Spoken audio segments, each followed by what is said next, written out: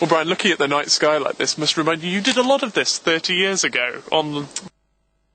Did indeed, yes, and looking for the zodiacal light and seeing the occasional meteor and a wonderful black sky in Tenerife, of course, in the centre of the island. Sure, let's talk about that a bit. What is the zodiacal light? What does it look like in the sky, and what causes it? Zodiacal light, if you're lucky, is a beautiful cone-shaped diffuse patch of light. It looks a little bit like the Milky Way, but more even and more diffuse.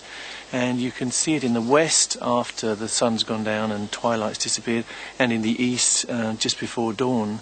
Again, you have to be lucky, and you have to have no clouds and no moon, and preferably be in the tropics, because then the ecliptic is pointing quite far up and the zodiacal light lies along the zodiac. The fact it's along the zodiac says it must be something to do with the solar system, right?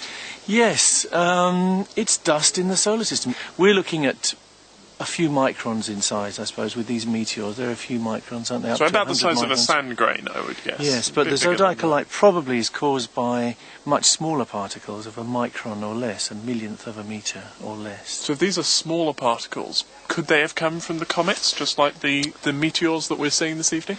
Yes, I think current opinion is that probably about half of the zodiacal light is due to cometary debris, like we're seeing here, but smaller, and the rest of it, or most of the rest of it, is probably due to the breakup of asteroids.